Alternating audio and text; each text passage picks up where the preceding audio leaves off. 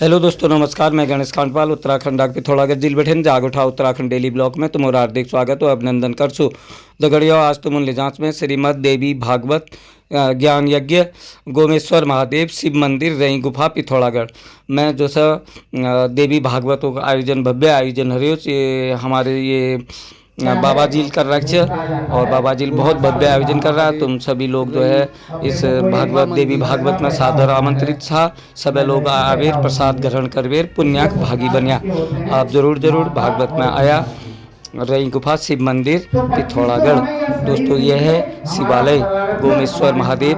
आप देख सकते हैं यह है गोमेश्वर महादेव मंदिर और ये रही में स्थित है। और आप देख सकते हैं। आप ब्लॉग में बने रहना। ब्लॉग अच्छा लगेगा तो लाइक सब्सक्राइब शेयर कमेंट अपने दोस्तों के साथ अवश्य करना। जाग उठा उत्तराखंड डेली ब्लॉग पिथौरागढ़ देवभूमि दोस्तों, अब आपको ले चलता हूँ अंदर की ओर। अंदर आपको जो है शिव जी के लिंग दिखाता हूँ। लिंग ज्योतिर्मय लिंग यहाँ स्थित है शिव जी के, वो आपको शिव के दर्शन कराएंगे। आप ब्लॉग में बने रहिए। अच्छा लगने पर लाइक सब्सक्राइब शेयर कमेंट अवश्य कीजिएगा। जाग उठा उत्तराखंड डेली ब्लॉग दोस्तों, मैं गोमेश्वर महादेव मंदिर के समीप ही खड़ा होके ये वीडियो शूट कर रहा हूँ। आप ब्लॉग में बने रहना। जैसा हम करेंगे वैसा हमें भोगना ही पड़ेगा। और उसके बाद जो 25 बन जाता है, आप देख सकते हैं रही साइड का है। यहाँ से जो 100 की श्रेणी आएगी। अब आपको मैं ले चलता हूँ गुफा की ओर दोस्तों। ये गुफा का मेन दरवाज़ा है। यहाँ से नीचे की तरफ को अब मैं धीरे धीरे बढ़ रहा हूँ। आपको ज्योतिर्मय लिंग महाभोले शंकर के दर्शन कराता हूँ। आप ब्लॉक में बने रहना दोस्तों। ये है गुफा में जाने का रास्ता। अभी मैं धीरे धीरे जो है गुफा की ओर प्रवेश कर रहा हूँ। ये बाहर का पोर्शन आपको दिखाया, इसके बाद आपको सीधे गुफा की ओर ले जा रहा हूँ दोस्तों। अब ये सीढ़ियों से सीधे जो है गुफा की ओर धीरे धीरे चल रहा हूँ। आपको ज्योतिर्मय लिंग भोलेनाथ के दर्शन करा। जय भोले बाबा भोले शंकर। ओम नमः शिवाय ओम नमः शिवाय ओम नमः शिवाय ओम नमः शिवाय ओम नमः शिवाय दोस्तों। ये है रही गुफा मंदिर, आप देख सकते हैं। मंदिर रही गुफा शिव मंदिर गोमेश्वर महादेव मंदिर के नाम से ये मंदिर जाना जाता है। गोमेश्वर महादेव मंदिर ज्योतिर्मय लिंग यहाँ स्थित है। आप लोग में बने रहना। आप भोले शंकर के दर्शन करना। अब मैं गुफा के अंदर पहुँच गया हूँ दोस्तों। ये भोलेनाथ के दर्शन आप कीजिए। जय शिव भोलेनाथ। ओम नमः शिवाय नमः शिवाय दोस्तों। आप शिव जी के दर्शन कीजिए दोस्तों। यहाँ पर ज्योतिर्मय लिंग है। देखो पानी की कैसी बरसात हो रही है गुफा के अंदर।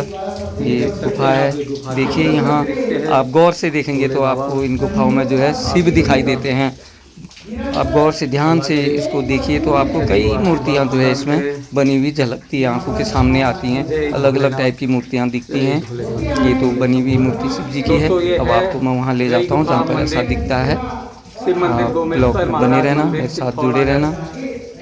अच्छा लगने पर लाइक सब्सक्राइब शेयर कमेंट अपने दोस्तों के साथ अवश्य कीजिएगा दोस्तों। अब देखिए आप तो आप यहाँ पर धीरे धीरे देखेंगे, अगर ध्यान से देखते रहेंगे तो आपको अलग अलग मूर्तियाँ के आकार इसमें दिखाई देते हैं। देखिए सीधे ज्योतिर्मय लिंग में जो है ये पानी यहाँ टपकता है।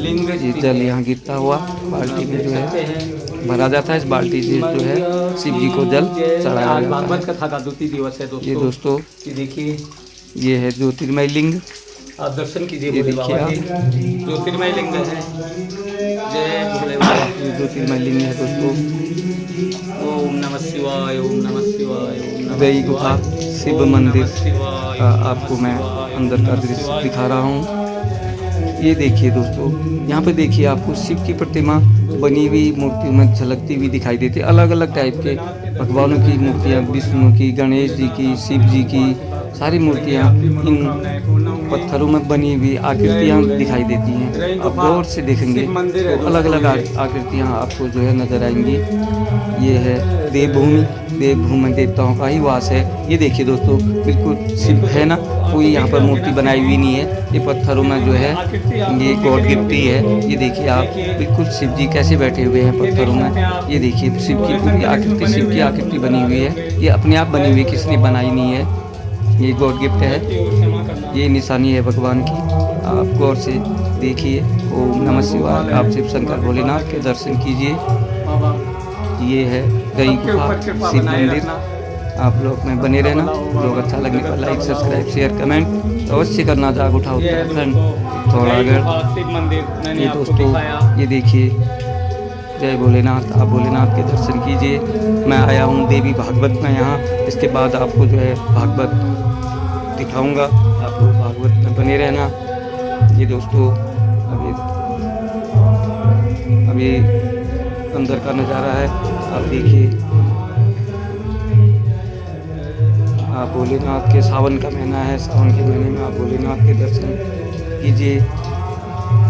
रही गुफा शिव मंदिर से जाग उठा उत्तराखंड ब्लॉग के जरिए मैं आपको ये दिखा रहा हूँ, दिखाने की कोशिश कर रहा हूँ। दोस्तों अब मैं मंदिर से बाहर की ओर आ गया हूँ। ये है बाहर का नज़ारा मंदिर का। कितनी सुंदर जगह बना हुआ है मंदिर, और चारों तरफ जो है पहाड़ी पहाड़ हैं।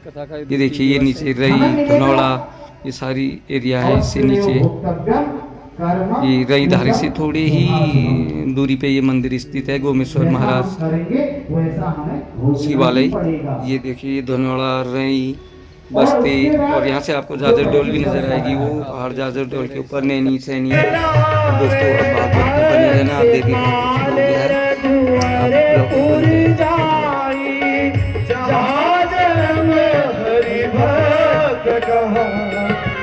और देवता चित रहे, हनुमत से सर्व सुख करई।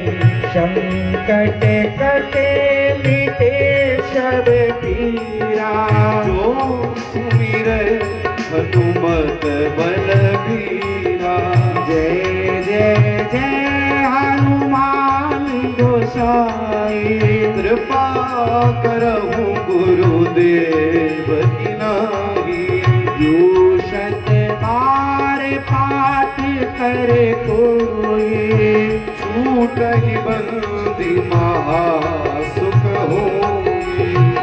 जो पढ़े हनुमान चालीसा, होय सीधी सा की गौरीसा। तुलसीदास सदा चेरा, की जय नाथ हृदय मेरा। कीजे नाथ हृदय महडेरा। पवन तनय संकट हरण, मंगल मूर्ति रूप। राम लखन सीता सहित, हृदय बसहु सुरभूप। सियावर रामचंद्र की जय, पवन सुत हनुमान की जय। उमापति महादेव की जय। विनाशिनी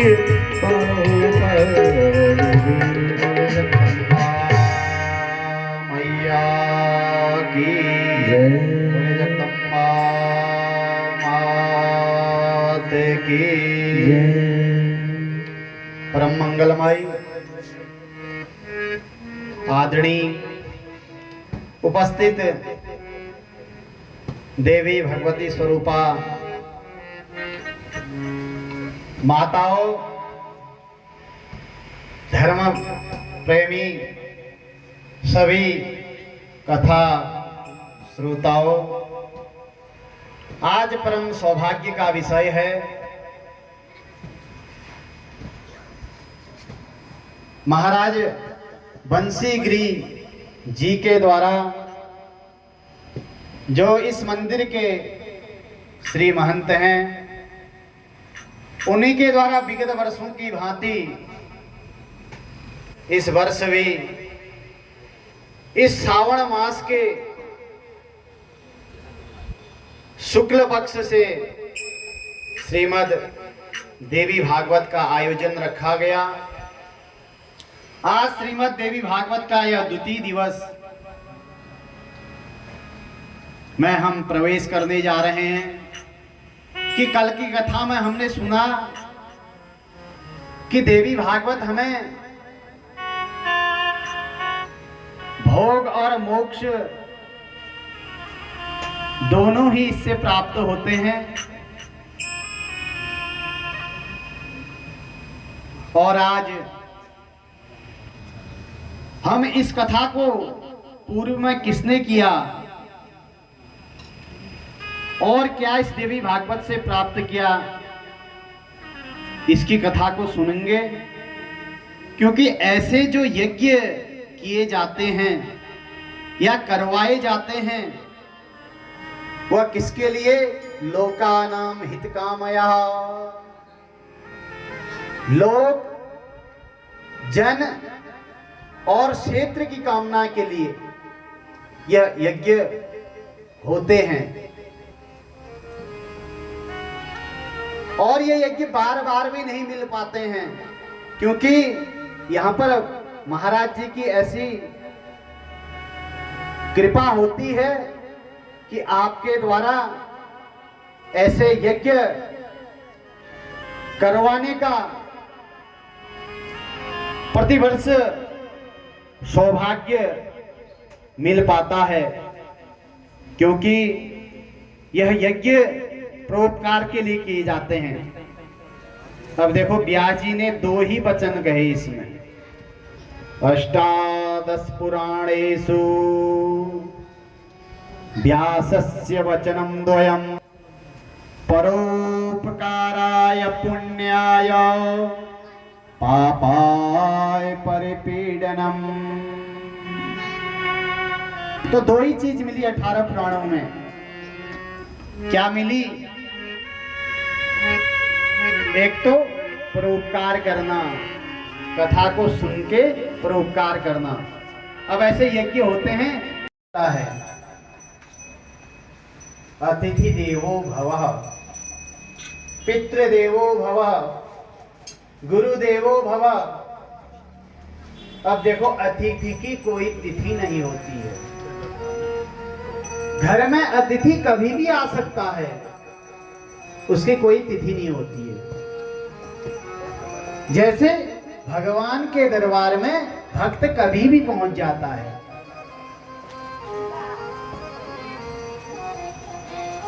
भक्त कभी भी भक्त भगवान के दरबार में पहुंच जाता है, उसको कोई बताने की जरूरत नहीं पड़ती है। क्यों नहीं पड़ती है? जब उसने शास्त्र का ज्ञान ले रखा है। शास्त्र कौन? देवी भागवत को पढ़ रखा है, सुन रखा है। ज्ञान जब जागृत हो जाता है तो आदमी मंदिर में अपने आप जाने लग जाता है। वर्तमान कलिकाल चल रहा है। कल मैंने आप लोगों को बताया 4 युग 28 बार आ चुके हैं। कितने बार? हम संकल्प लगाते हैं ना, तो संकल्प हम बोलते हैं अष्टाविंशतमय कलयुगे कलयुगस्य प्रथम चरण। कलयुग का अभी प्रथम चरण चल रहा है। कौन सा चरण? प्रथम चरण। देखो कलयुग अपने में 4 चरणों में है। कोई भी चीज होती है 4। अभी मैंने बोला भक्ति भक्त भगवंत गुरु चतुर नाम बपुए, धर्म अर्थ काम मोक्ष। धर्म अर्थ काम और मोक्ष, 4 चीजें बताई। ऐसे ही कलयुग 4 चरणों में। युग हुए हमारे 4 है। सतयुग में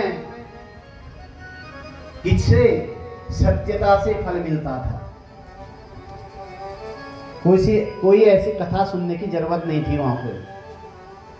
वहां पर बताया गया है शास्त्र में सत्यवादी लोग रहते थे। तो उनको ऐसा धर्म कर्म करने की जरूरत नहीं पड़ी। वहां सत्य के प्रभाव से ही आदमी को फल की प्राप्ति हो जाती थी। उसके बाद द्वापर भी पहले आ गया, क्योंकि देखो 28 अगर कलयुग व्यतीत हो गए हैं, 28 सतयुग व्यतीत हो गए हैं, तो अलग 28 अवतार जो है भगवानों के इन्हीं युगों में हुए हैं। तो अनेक युगों में अनेक अवतार भगवान ने लिए। तो कलयुग में भी रूप में आई है। ब्रह्म का शाब्दिक अर्थ होता है तप। अब हम भी 3 घंटे यहाँ पर तप ही कर रहे हैं, आप भी कर रहे हैं, हम भी कर रहे हैं। तो इसी तप के प्रभाव से मनुष्य को फल की प्राप्ति होती है, मनुष्य को फल मिलता है। अब मनुष्य कलयुग में चाहता है कि तत्काल फल मिले। देखो भाग्य जब पुण्य जब उदय होते हैं, भाग्य जब मनुष्य का साथ देता है, कर्म मनुष्य का साथ देता है, तब जाके फल की प्राप्ति होती है। तो तब जाके मनुष्य को फल मिलता है। अब 2 चीजें मैंने बताई कि हर चीज यहां पर 2 है, एक दूसरे का सहारा, वक्ता और श्रोता। आई ना 2 चीज आई। जब श्रोता होंगे तभी वक्ता भी बोल पाएगा। नर और नारायण, नर और नारायण, हर चीज यहां 2 रखी है, आत्मा और आत्मा के अंदर बैठे हुए परमात्मा। इसी आत्मा में कौन बैठा है? भगवान। जो हम आत्मा कहते हैं अपने अंदर, वह भगवान बैठे हैं।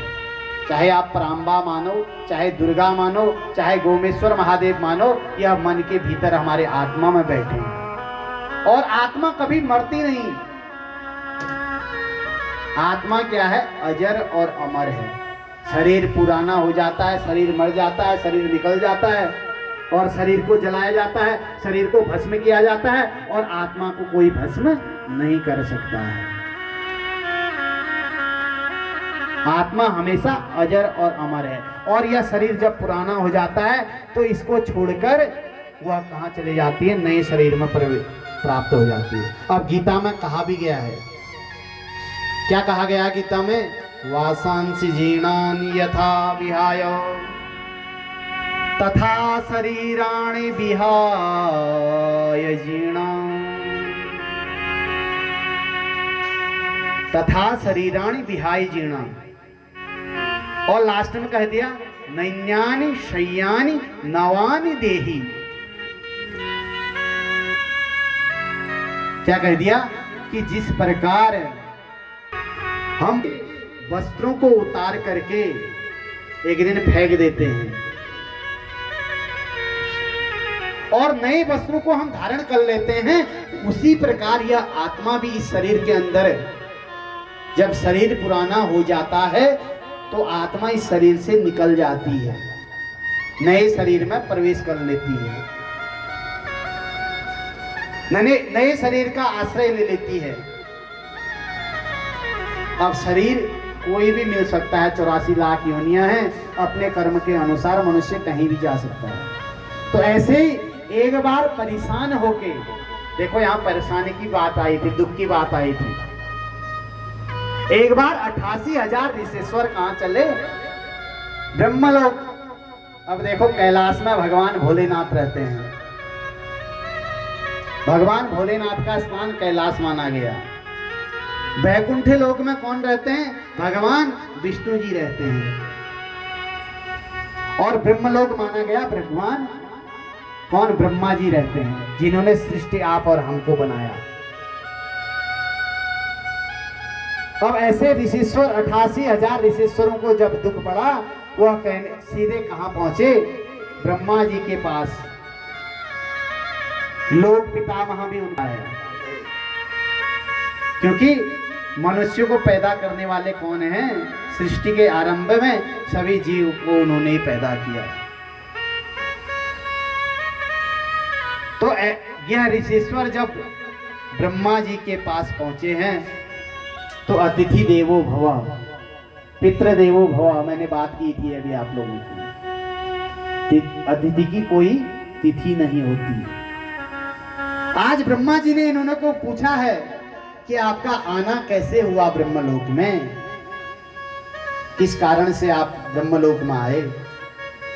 हमें कोई मिल जाता है रास्ते में, बहुत दिनों से मिलता है, महीनों से मिलता है या सालों से मुलाकात होती है, पहले उसके कुशल सेम हम जानते हैं कि आप कुशल से हो, इतने दिन से आप आए। नारायण नारायण नारायण श्रीमद् नारायण नारायण नारायण श्रीमद् नारायण।